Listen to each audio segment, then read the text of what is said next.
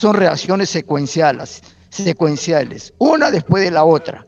Y esas reacciones secuenciales ocurren en todas las células, desde los microorganismos hasta el ser humano. ¿Está correcto? Por ejemplo, aquí, ¿están viendo el PPT? ¿Están viendo Sí, doctor. La clase ya? Acá tenemos el sustrato. ¿Qué cosa es? Glucosa 6-fosfato. Hay una enzima que es la isomerasa, lo transforma en fructosa 6-fosfato. Ese es el producto de esta reacción. Pero es el sustrato de la segunda reacción de esta otra enzima, que es la fosfofructoquinasa. Ese producto de la enzima isomerasa ahora es sustrato de la segunda enzima, que lo transforma en fructosa 1,6-bisfosfato. Ahora ese es su producto. Y ese producto es sustrato de otra enzima, que es la aldolasa, y así sucesivamente. Esa secuencia de reacciones se llama vía metabólica. Y el metabolismo intermediario está formado por una gran cantidad de vías metabólicas. Punto. ¿Qué cosas? El metabolismo comprende dos fases bien diferenciadas: el anabolismo y el catabolismo. ¿Qué es el catabolismo? Son todos los procesos degradativos que ocurren ¿dónde? Dentro de la célula. ¿Está correcto? No son los procesos de digestión, eso no corresponde a metabolismo, eso es digestión. ¿Y ocurre dónde? ¿Dónde se produce la digestión? Fuera de la célula. Los procesos metabólicos ocurren dentro de la célula. Y el catabolismo comprende procesos de degradación de moléculas grandes, o también pueden ser algunas moléculas más pequeñas, pero ocurre con participación de enzimas, y en este proceso de degradación, ¿qué se libera? Energía. ¿Bajo qué forma? Bajo la forma de calor. Ese calor es el que nos mantiene a nosotros a 37 grados, porque existen mecanismos que van a regular nuestra temperatura. La energía puede manifestarse de varias formas. Hay energía de qué tipo? Calorífica. Otro tipo de energía eléctrica. Otro tipo de energía atómica. Otro tipo de energía luminosa, etcétera, etcétera, etcétera. Pero en el ser humano, ¿qué ocurre? ¿Qué tipo de energía se produce? Energía calorífica. ¿Está bien? En este proceso catabólico, parte de esa energía pues, se puede conservar, se puede guardar, pero guardar entre comillas. Cuando yo digo guardar, me estoy refiriendo a que parte de esa energía, en lugar que se disipe como calor, va a servir para formar ATP, adenosintrifosfato. Pero ese adenosintrifosfato es de rápida utilización. Les doy un ejemplo. El ser humano sabe qué cantidad de ATP forma diariamente, prácticamente su propio peso. Una persona de 70 kilos está formando por día 70 kilos de ATP. Pero uno dice, pero ¿y dónde está? Lo que sucede es que eso se forma y se utiliza, se forma y se utiliza, se forma y se utiliza. Entonces prácticamente que no podemos encontrar un reservorio de ATP guardado, no. Pero sí es una forma de almacenar transitoriamente la energía para ser utilizados en otros procesos que requieran energía. ¿Cuáles podrían ser? Por ejemplo, transporte por ejemplo, el impulso nervioso. ¿Necesita energía? Claro que necesita. Entonces, para eso se requiere ATP, por ejemplo. Ese metabolismo intermediario, ese catabolismo, pasan 3 etapas. Etapa 1, etapa 2, etapa 3, que lo vamos a ver mejor acá. Acá está, etapa del catabolismo. Las proteínas, triglicéridos y glucógeno. La etapa 1 se caracteriza porque estas moléculas van a ser escindidas, van a ser rotas, van a ser convertidas en sus moléculas estructurales. Por ejemplo, las proteínas en aminoácidos, el glucógeno en glucosa, los triglicéridos en glicerol más ácidos grasos. Es la primera etapa, la liberación de energía, que es mínima. En la segunda etapa es una etapa en la cual todos estos compuestos van a formar a través de varias reacciones enzimáticas, principalmente la glucosa forma acetil-CoA. Los ácidos grasos, acetil-CoA, principalmente. Los aminoácidos, ahí hay un problema. Parte de los aminoácidos en acetil-CoA, pero hay otros aminoácidos que se convierten en piruvato, hay otros que se convierten en oxalacetato, hay otros que se convierten en alfa-cetoglutarato, etc. Pero la última etapa es la etapa 3, la etapa final.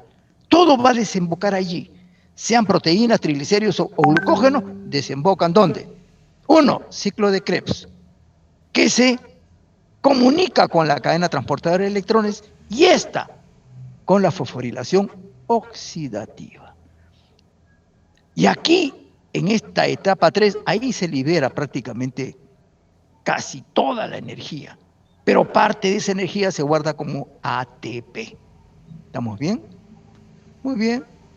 El anabolismo y todo lo inverso son aspectos biosintéticos. Y esto ocurre principalmente en la fase postprandial, es decir, después que ingerimos alimentos, hasta 3 horas y media o 4 horas, que después de haber ingerido alimentos. Por ejemplo, nosotros ingerimos carbohidratos, se absorbe y ulteriormente esos carbohidratos no se van a utilizar de inmediato para energía. Una parte sí, pero la mayor parte se va a guardar, principalmente como glucógeno y el resto como ácidos grasos triglicéridos. Entonces es síntesis. Los aminoácidos de la dieta forman proteínas. Los ácidos grasos de las dietas, los lípidos, forman triglicéridos, forman fosfolípidos, fosfátido inositol, etcétera, etcétera, etcétera. Muy bien. Las vías metabólicas están localizadas en varios compartimientos celulares. ¿Por qué? Porque eso impide que los procesos que son anabólicos y los catabólicos no se interfieran entre sí, porque son dos procesos diametralmente opuestos. ¿Cómo se regulan las vías metabólicas? Básicamente, uno, por modificación alostérica, y eso ustedes lo saben, que las enzimas alostéricas, recuerden, regulan vías metabólicas. El otro proceso es modificación covalente. ¿Qué significa?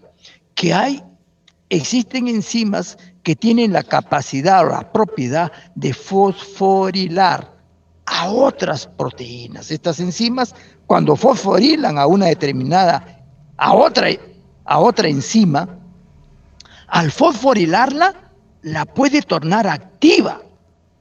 Como también puede fosforilar otro tipo de enzima a la cual la torna inactiva.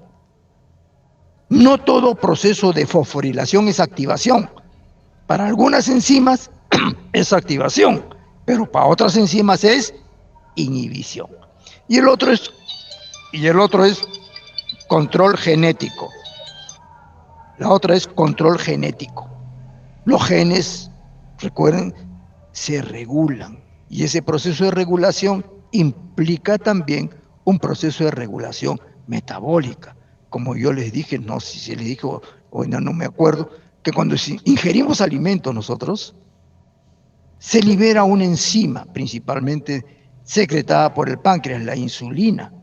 Y esa insulina lo que hace es permitir que los carbohidratos que hemos ingerido en la dieta sean metabolizados apropiadamente. Entonces es un control genético del proceso metabólico.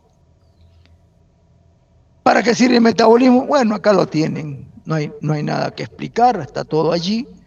Acá mostramos de que todos los procesos metabólicos, llámese, en verde está la vía glucolítica, en verde claro, en verde oscuro está el ciclo de Krebs, aquí en celeste está el ciclo de la urea, aquí en anaranjado está la síntesis de glucógeno, etcétera, etcétera, etcétera.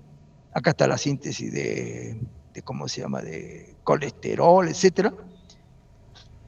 Todos estos procesos, como ven ustedes, están interconectados, interrelacionados, pero por razones de índole didáctico, uno hace vía glucolítica, vías pentosas, síntesis de glucógeno, solamente por cuestiones de índole didáctico. Pero todo está funcionando al mismo tiempo. Hay una perfecta coordinación de todos estos procesos. Hay reacciones, por ejemplo, que no pueden ocurrir. Entonces, esas reacciones que no pueden ocurrirse tienen que unirse a otro tipo de reacciones que liberan energía. Por ejemplo, para que la glucosa se fosforile y forme glucosa sin fosfato, ustedes pueden en un vaso colocar glucosa con agua y fosfato para que forme glucosa 6-fosfato, es decir, primero se congela el infierno antes que se forme glucosa 6-fosfato. ¿Por qué? Porque se necesita, miren acá, 3.3 kilocalorías por mol. Y eso va a ser poco menos que imposible. ¿Qué han hecho los sistemas vivientes? Han utilizado adenosintrifosfato. Y este adenosintrifosfato es un compuesto que tiene alta capacidad para ceder energía, para transferir energía. ¿Está correcto? ¿Cuánto puede ceder 7.3 kilocalorías por mol? Ah, caramba. O sea que hay bastante energía. Entonces, ¿qué hace los sistemas vivientes? Hacen reaccionar la glucosa con el ATP para que le dé energía y por acción de una enzima, en este caso la exoquinasa, va a formar glucosa 6-fosfato. Pero para esa reacción, ¿qué cantidad de energía se necesita? 3.3. Muy bien. Pero el ATP, ¿cuánto da? 7.3. Entonces, si se requiere 3.3, ¿qué cantidad de energía sobra? 4 kilocalorías por mol, lo cual significa que esta reacción es posible que se realice de una manera espontánea y sin problemas. Eso es lo que hacen las células cuando ustedes ven participación del ATP en la activación de la glucosa. Así como también vamos a ver cuando se activa el ácido graso. Los ácidos grasos también se activan para metabolizarse, pero para activarse, ¿qué requieren? ATP. Los aminoácidos también requieren activarse. ¿Qué necesitan? También un nucleótido trifosfato.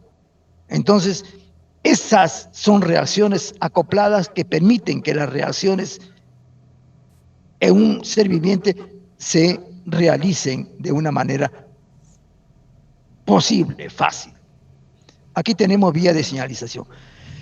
Esta vía de señalización permite que los procesos metabólicos en una célula ocurran de una manera armónica.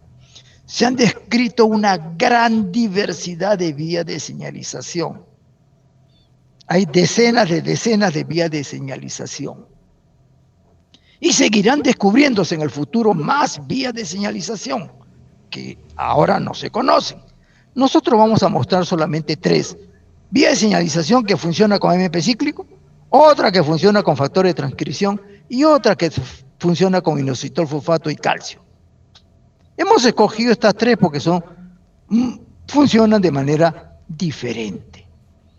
En estos procesos participan proteínas sinasas, que son las proteínas que fosforilan. Hace un momento yo les dije, estas proteínas fosforilan, ¿está correcto? Y pueden tornar activa a otra enzima o la pueden inactivar por fosforilación. Pero también hay otra proteína que hace todo lo inverso, la proteína fosfatasas. ¿Qué hacen las proteínas fosfatasas? Desfosforilan. Al desfosforilar también ocurre lo mismo. Las que estaban activas, al perder el fosfato, se inactivan. Y aquellas que estaban inactivas por fosforilación, es decir, por fosforilación se habían inactivado. Muy bien. Ahora estas proteínas fosfatasas eliminan el fosfato y se tornan activas esas enzimas. Y estas proteínas sinasas participan en la transducción de la señal, es decir, en la vía de señalización celular. Esa vía de señalización tiene tres componentes: receptor, transductor y amplificador. Son los tres elementos. Es como un celular. El celular tiene su receptor, tiene el transductor, que le permite a ustedes escuchar a la persona que ¿cómo se llama?, traducirle las palabras que está hablando a su interlocutor, y un amplificador que ustedes pueden regular, que se escuche con un volumen más alto o más bajo. ¿Está correcto? Son los mismos componentes de un celular. El efector, ese no es componente de la vía de señalización. Es decir, el que hace uso del celular no es componente del celular. ¿Está correcto? Bien. Entonces acá tenemos, un momentito, miren acá, sistemas que estimulan la formación de MP cíclico. Estos sistemas actúan con, por ejemplo, factores de transcripción, hormonas, etc. Entonces, nosotros tenemos aquí, por ejemplo, hormonas como la ACTH, es la hormona adenocorticotrópica, tenemos la hormona luteinizante, la LH, tenemos la FH, el glucagón, vasopresina, etc. Todas estas funcionan de esta manera. Por ejemplo, acá tenemos el receptor, proteína G, se amplifica, la proteína G, ¿cómo se llama?, activan a la adenilciclasa. La adenilciclasa es una enzima que transforma el ATP en AMP cíclico. Y este AMP cíclico es el segundo mensajero. Este AMP cíclico va a unirse a proteínas, a enzimas, y las van a tornar, por ejemplo, algunas las tornan activas. En este caso, el transductor es una proteína G que tiene 3 cadenas polipeptídicas. Al interaccionar la hormona, una de las cadenas polipeptídicas es la alfa S, que es un estimulante, es decir, activa adenilciclasa, porque la proteína G también puede inhibirla. Todo depende de su constitución. Entonces, interacciona la hormona, el receptor pasa la señal al transductor, el transductor libera una cadena polipeptídica. Esta, si es una alfa S, es estimulante, activa adenilciclasa, la adenilciclasa convierte el ATP en AMP cíclico.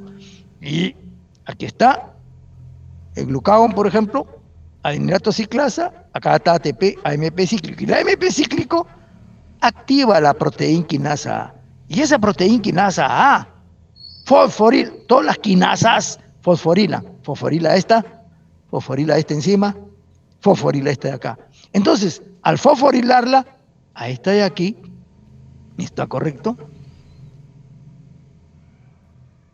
Primero vamos a ver esta fosforilación. Acá, esta fosforilación de aquí abajo. Se fosforila la piruvato quinasa y se inactiva. ¿Está correcto? Retrocedo mejor. Cuando los niveles de glucosas son bajas en la sangre, acá está arriba, bajo en la sangre, el páncreas libera glucagón.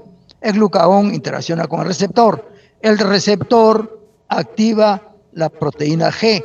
Esta libera la alfa S. Alfa S interacciona con el adenilato ciclasa o adenilciclasa, que convierte el ATP en AMP cíclico. El AMP cíclico activa la proteína quinasa A. ¿Está bien? Esta va a fosforilar. Entonces esta piruvato quinasa ya no funciona. Acá, en este otro lado, se fosforila la glucógeno fosforilasa. Entonces se activa la degradación del glucógeno para que forme glucosa 1-fosfato, glucosa 6-fosfato, glucosa. Aquí el fosfonol piruvato forma a través de la vía glicolítica en reversa, va a formar fructosa 1,6-bifosfato, fructosa 6-fosfato, glucosa 6-fosfato, glucosa libre. Se libera del hígado glucosa libre. Y de esa manera, cuando la glucosa está baja en la sangre, se trata de normalizar su nivel. Es decir, se normaliza la glicemia. Entonces, de esta manera actúan las hormonas, por ejemplo, a través de esta vía de señalización. Acá tenemos otra. Esta otra vía de señalización funciona de otra manera. Acá tenemos la insulina, el factor de crecimiento epidérmico, y este de acá es el factor de crecimiento derivado de plaquetas. ¿De qué manera actúa? Estimulando una tirosina sinasa. Muy bien, aquí tenemos la tirosina sinasa. Acá está la hormona, que está acá arriba, con el receptor. El receptor es una proteína receptora tirosina quinasa, así se llama el receptor. Activa este transductor, que es una proteína GRB2, SOS, RAS, y amplifica la reacción para que se forme RAF1, después la proteína quinasa activada por mitógenos quinasa, luego proteína quinasa activada por mitógenos, esta ingresa al núcleo, y en el núcleo lo que hace es, digamos, activar, o ¿cómo se llama? Activar la RNA polimerasa para que se sinteticen ciertas proteínas. Aquí tenemos, esta es la insulina que está en verde, esto que está debajo de la insulina es el receptor de insulina, y esa insulina cuando interacciona, esto lo van a ver bien en fisiología, y también lo van a explicar, ustedes van a hablar cuando hablen de, ¿cómo se llama?, en los seminarios, pero en fisiología lo van a explicar con mayor detalle. Esa insulina básicamente hace esta función. 1, va a regular crecimiento y diferenciación celular. Miren ustedes acá, MEC está fosforilado, ERK1 y ERK2 también está fosforilado. O sea, por fosforilación se torna activa toda esta vía de señalización. Pero acá también hay otra vía de señalización que está vinculada, IRS es el sustrato receptor insulina, que es fosforilada por el receptor de insulina. Y esa fosforilación es específica. ¿Está correcto? Se activa esta vía de señalización de aquí. Entonces, lo que vamos a tener allí es, acá hay fosfatidilinositol 3 quinasa, es la proteína sinasa dependiente de fosfatidilinositol, etc. Esto debe ser el músculo probablemente, porque acá la insulina lo que hace es que se movilice GLUT4, esto que está en azul es GLUT4, y va a localizarse en la membrana plasmática, y GLUT4 es un transportador de glucosa.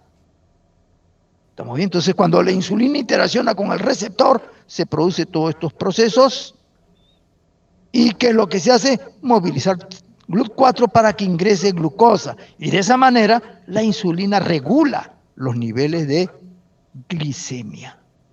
¿Está correcto? Bien. La insulina también influye en activa mTOR para que está vinculado con síntesis de proteínas, con síntesis de lípidos, síntesis de glucógeno, etc. Todas estas acciones lo hace la insulina. Pero lo que nos interesa acá es mostrar los factores de transcripción. Aquí tenemos otra vía de señalización que estimula la formación de inositol fosfato de calcio. Aquí está. Interacciona la hormona. Acá hay un receptor, una proteína receptora tirosina quinasa. Acá está el transductor, acá el amplificador. Se activa la fosfolipasa C gamma. Ojo, en lípidos vamos a hablar de esta fosfolipasa. Es una fosfolipasa que, ojo, se torna activa en determinadas circunstancias. Este fosfatidilinositol bisfosfato. Y es escindido en dos componentes, en diacilglicerol, que ejerce una función, e inositol trifosfato. Y este inositol trifosfato va a estimular la salida de calcio. Acá lo tenemos. Sale el calcio. ¿Y qué hace el calcio? Se une a enzimas que tienen calmodulina. También vamos a hablar después de calmodulina. Entonces se van a través de esta interacción, que es una vía de señalización, se tornan activas determinadas enzimas. Lo mismo sucede aquí con el diacilglicerol. Ese diacilglicerol activa la proteína quinasa C. ¿está bien? Que también va a ejercer su efecto sobre otras proteínas. Entonces, de esa manera se modifican la actividad de varias enzimas. Bueno, yo voy a llegar hasta esta parte nomás de la digestión y en la próxima clase culminamos con todo esto. Bueno, pero antes quiero hablar, la digestión en la boca no hay ningún problema, la alfa-amilasa, está bien, hidroliza enlace alfa 1,4 ¿de qué? Del almidón. En el estómago en el estómago no va a haber acción de la alfa-amilasa salival porque el bajo pH del estómago la inactiva. En el intestino hay alfa-amilasa, que es la pancreática, que hidroliza, ¿qué cosa? El almidón que no se ha hidrolizado en la cavidad oral o las dextrinas. Y como consecuencia de esa acción que forma maltosa, isomaltosa, trisacáridos y también forma oligosacáridos de bajo peso molecular. Aquí tenemos digestión por enzimas intestinales. Estas enzimas son secretadas por la célula del epitelio intestinal. ¿Cuáles son? La glucoamilasa. ¿Estamos bien? Que también hidroliza, ¿cómo se llama?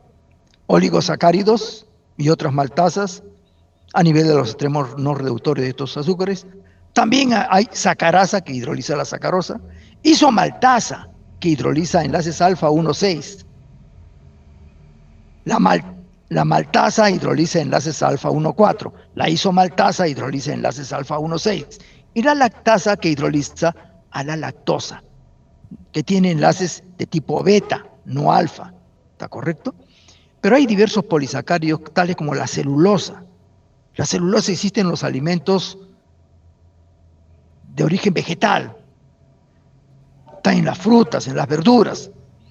También hay gomas, pectinas, hay bastante donde, en las manzanas, en la naranja. Estos compuestos no pueden ser hidrolizados porque en el ser humano no existen enzimas que lo hidrolicen. Y eso forman parte de lo que se conoce como fibra, que puede ser soluble o insoluble. Y acá tenemos un resumen de todo lo que hemos dicho. Aquí también. Y para finalizar, los carbohidratos se absorben a través de un transporte pasivo, transporte activo.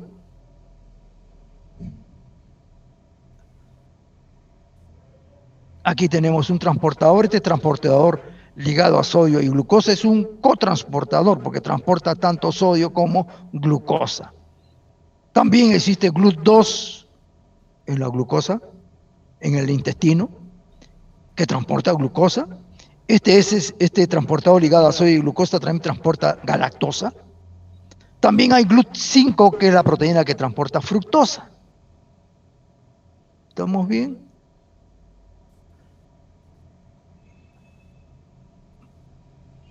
En el lado contraluminal del enterocisto en sí existe un sistema que transporta sodio en contragradiente.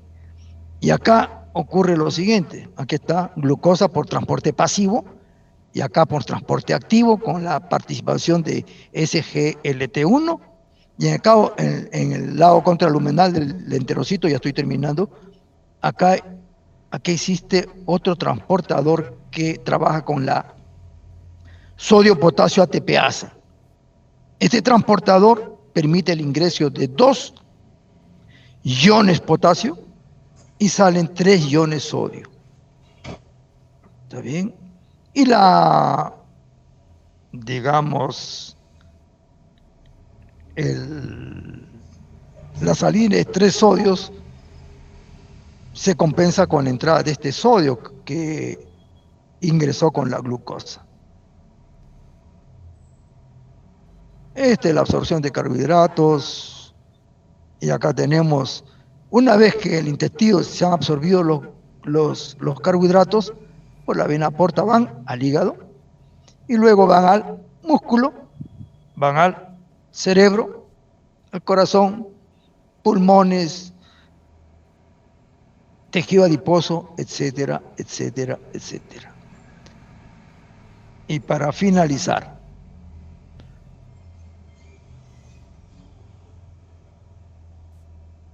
no, acá. Transporte de la glucosa, acá finalizamos. Hay varios transportadores que inicialmente se le puso el nombre de GLUT provisionalmente, ya se quedó lo provisional. GLUT significa transporte de glúcidos. En el cerebro, eritrocitos y placenta hay GLUT1. GLUT2, preferiblemente hígado, riñón, intestino, células beta pancreáticas, GLUT2. GLUT3, neuronas y placenta. Ojo con GLUT4. GLUT4 hay 1, músculo esquelético, 2, corazón y 3, tejido adiposo. Y este GLUT4 es influenciado por insulina. Por lo menos GLUT4 es influenciado por insulina. La insulina, como vimos en gráficas anteriores, moviliza GLUT4. ¿Dónde? Tejido muscular, tejido adiposo y en el tejido cardíaco. ¿Está bien?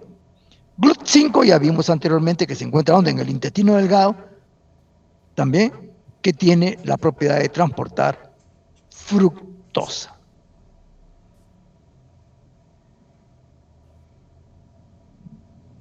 Bueno, lo dejamos allí.